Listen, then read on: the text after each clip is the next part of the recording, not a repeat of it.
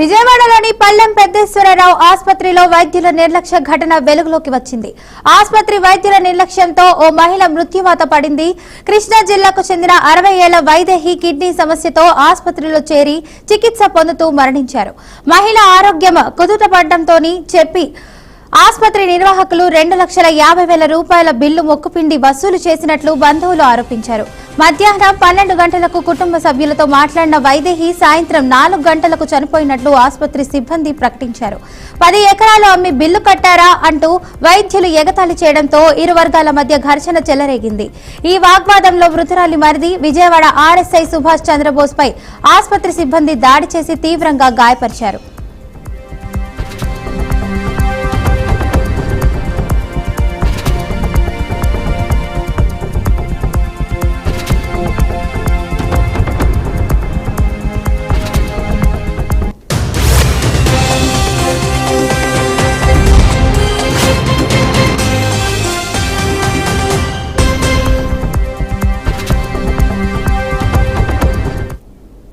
ఆసుపత్రి తరపున కొందరు రాజకీయ నాయకులు రంగంలోకి దిగడం, రాజీ కుదుర్చుకునేందుకు మృతురాలి బంధువులపై ఒత్తిడి తెచ్చిన ఘటన స్థానికంగా కలకలం రేపింది.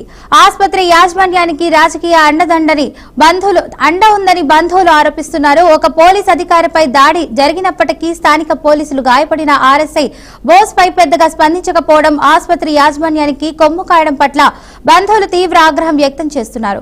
దీంతో చట్టం అమలులోకి పోలీసులు పక్షపాతం చూపుతున్నారనే ఆరోపణలు వెల్లువెత్తుతున్నాయి.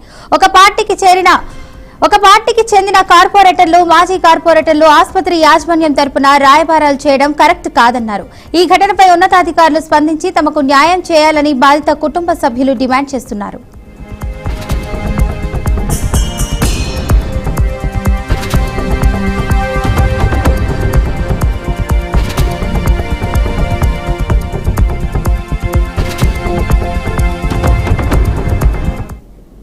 రైట్, ఇక ఇదే అంశానికి సంబంధించి పూర్తి సమాచారాన్ని మా ఏపీ బ్యూరో చీఫ్ ఈశ్వర్ అయితే అందిస్తారు. చెప్పండి ఈశ్వర్.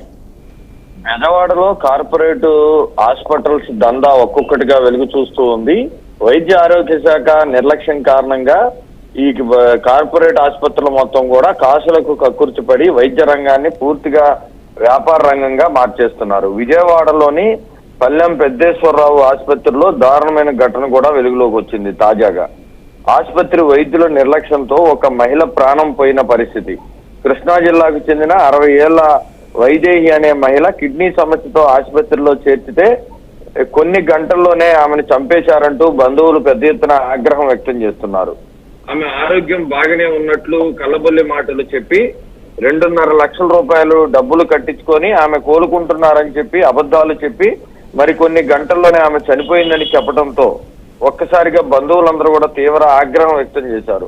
మృతురాలి బంధువులను ఉద్దేశించి 10 ఎకరాల భూమి అమ్మేసి ఆ భూమికి సంబంధించినటువంటి డబ్బులు మాకేమన్నా మీరు కట్టారా, ఏదో పొలాలు అమ్మేసుకొని మాకు డబ్బులు కట్టినట్టు డ్రామాలు వేస్తున్నారేంటని ఆసుపత్రి సిబ్బంది మళ్ళీ ఆ బంధువులతో వాగ్వాదానికి దిగిన నేపథ్యంలో ఇరు వర్గాల మధ్య కూడా వాగ్వాదం జరిగింది. మృతురాలి మరిదైనటువంటి విజయవాడ రిజర్వ్ ఎస్ఐగా సుభాష్ బోసు ఎవరైతే సుభాష్ చంద్రబోస్ పై కూడా ఆసుపత్రి సిబ్బంది దాడి చేసి తీవ్రంగా గాయపడిచి రౌడీయిజంగా మార్చేశారు.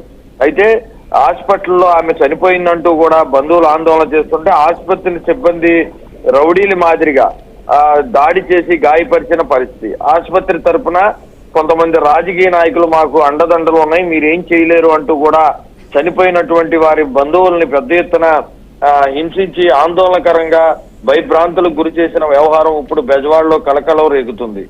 దీనివల్ల ఆసుపత్రి యాజమాన్యానికి రాజకీయ అండదండలు ఉన్నాయని రోగి బంధువులు తీవ్ర ఆగ్రహం వ్యక్తం చేస్తున్నారు. ఒక పోలీస్ అధికారిపై దాడి జరిగినప్పటికీ స్థానిక పోలీసులు గాయపడిన ఆర్ఎస్ఐ బోసును పట్టించుకోకపోవడం ఆసుపత్రి యాజమాన్యానికి అడ్డంగా కొమ్ము కాయటం అనే వ్యవహారం ఇప్పుడు పెద్ద ఎత్తున బంధువులు ఆగ్రహానికైతే తావుతీసింది. ఇది చట్టాన్ని అమలు చేయడంలో పోలీసులు పక్షపాతంగా వ్యవహరించారనే ఆరోపణలు అయితే దారి తీస్తుంది. ఒక పార్టీ కార్పొరేటర్ మరో పార్టీకి సంబంధించినట్టు కొంతమంది రాజకీయ నాయకులు ప్రమేయంతో ఆసుపత్రి యాజమాన్యం అయితే మరింత బరితెగించి భయభ్రాంతులకు గురి చేసే విధంగా అక్కడ ఉన్నటువంటి పరిస్థితులు అయితే చోటు చేసుకుంటున్నాయి. ఈ కేసును రాజకీయ నాయకుల అండదండతో కప్పిపుచ్చే ప్రయత్నం చేసే ప్రయత్నాలు కూడా జరుగుతున్నాయని బంధువులు అయితే ఆగ్రహం వ్యక్తం చేస్తున్న పరిస్థితి అయితే కనిపిస్తుంది. మన దగ్గర ఉన్నటువంటి సమాచారం ప్రకారం అయితే వైద్యుల నిర్లక్ష్యం కారణంగా కిడ్నీ సమస్యతో జాయిన్ అయినటువంటి మహిళ మృతి చెందడం జరిగింది. ఆమె దగ్గర భారీగా బిల్లులు వసూలు చేసి సరైన సమాధానం ఇవ్వకపోవడం, అదే విధంగా అక్కడ ఉన్నటువంటి బంధువుల మీద దురుసుగా మాట్లాడటంతో ఈ విషయం మరింత దుమారం రేపుతున్న పరిస్థితి కనిపిస్తుంది. కేవలం కాసులకు కక్కుర్తిపడి ఈ కార్పొరేట్ ఆగడాలు రోజు రోజుకు కూడా పెరిగిపోతున్నాయి. ముఖ్యంగా విజయవాడ పరిసర ప్రాంతాల్లో ఉన్నటువంటి కార్పొరేట్ వైద్యశాలలు మాత్రం పెద్ద ఎత్తున దోపిడీ చేస్తున్నట్టు కూడా మనకు సమాచారం వస్తుంది. Right, thank you Eshwar.